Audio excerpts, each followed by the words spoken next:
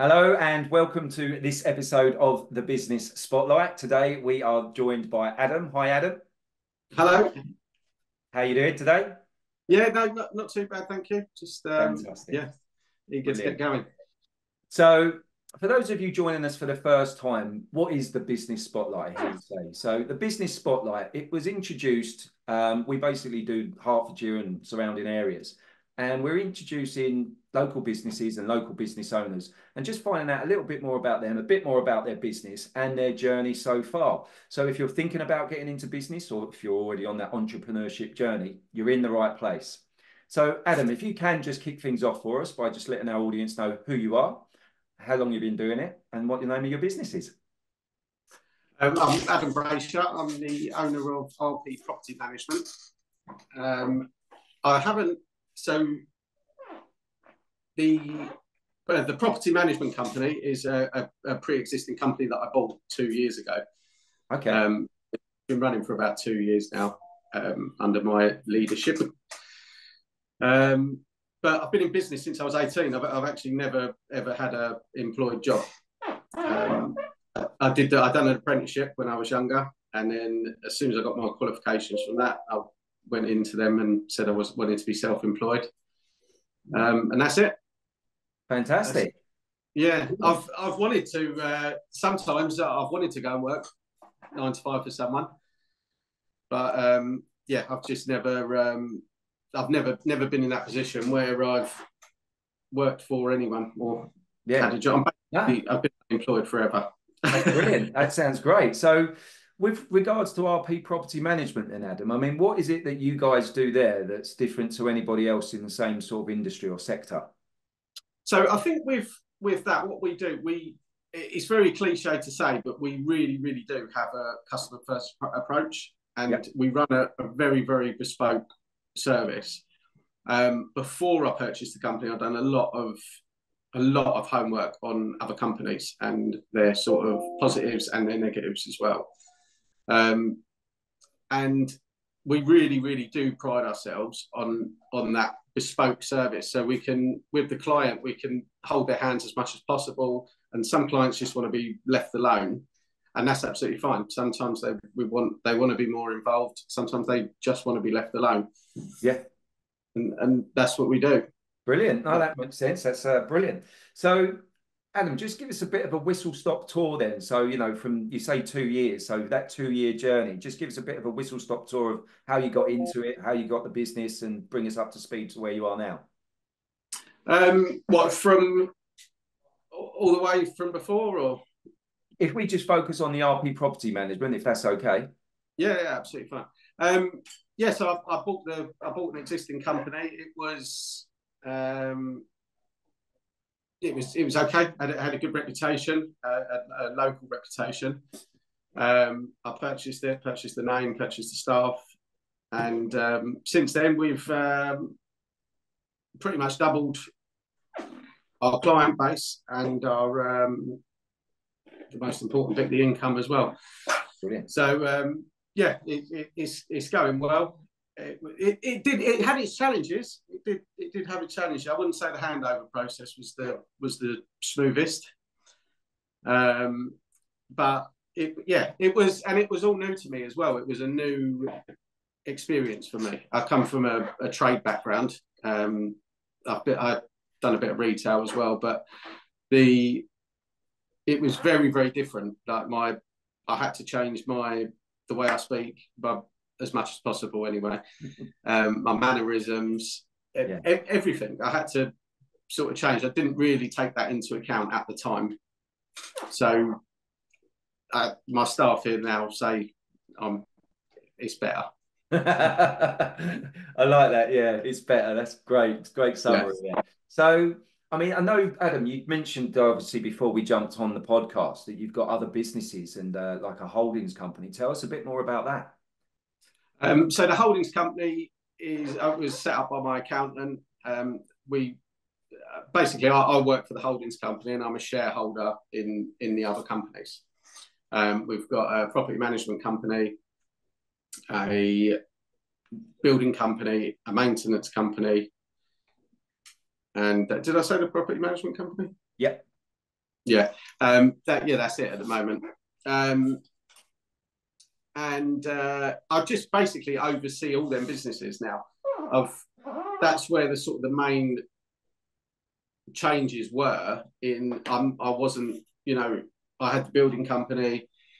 Then it was very, very hard to cut my time. But now, obviously speaking to my accountant as well, he structured everything around what I wanted to do and how I saw the future going. And we've worked together. We're still sort of going back and forth on things I'm doing and not doing.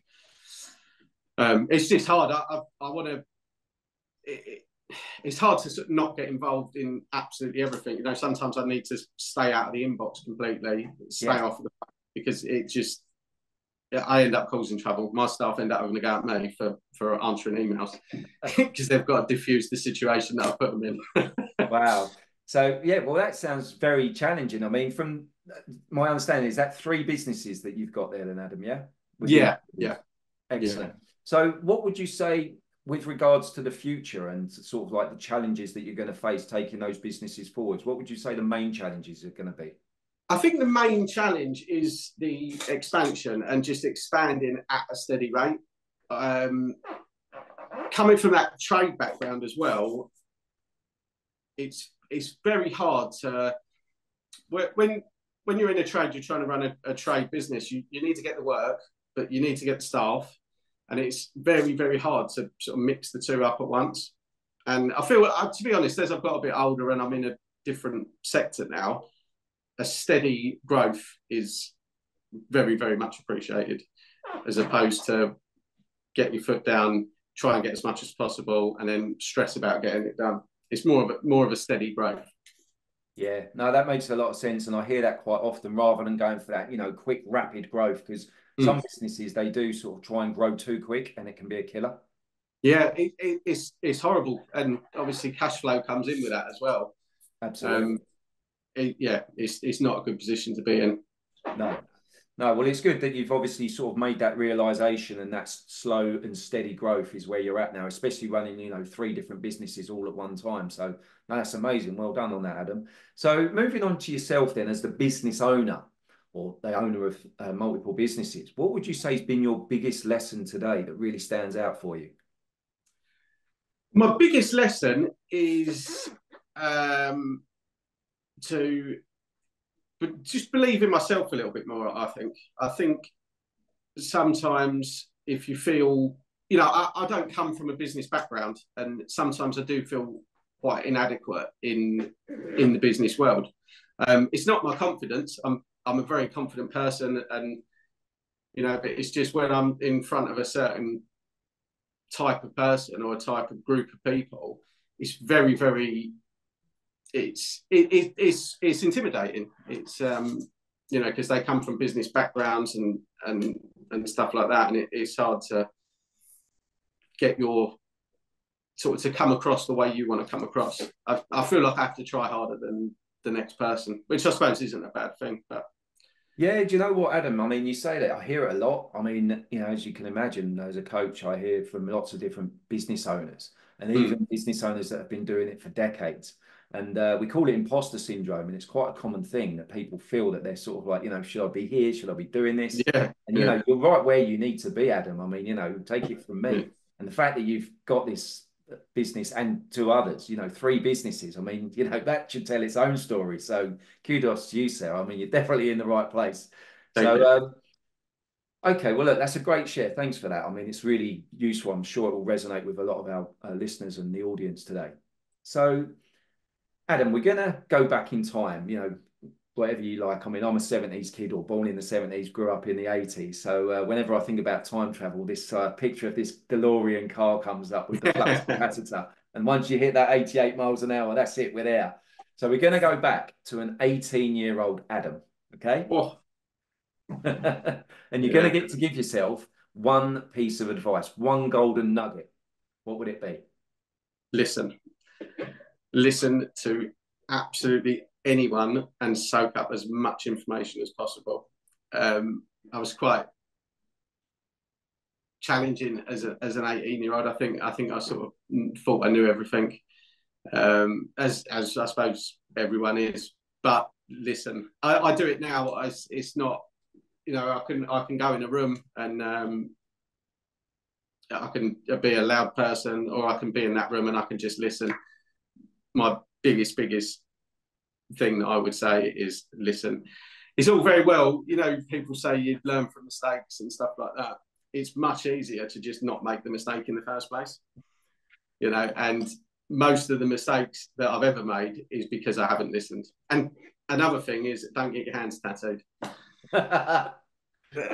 Always yeah, there's two things I'd say to my 18-year-old self. Yeah.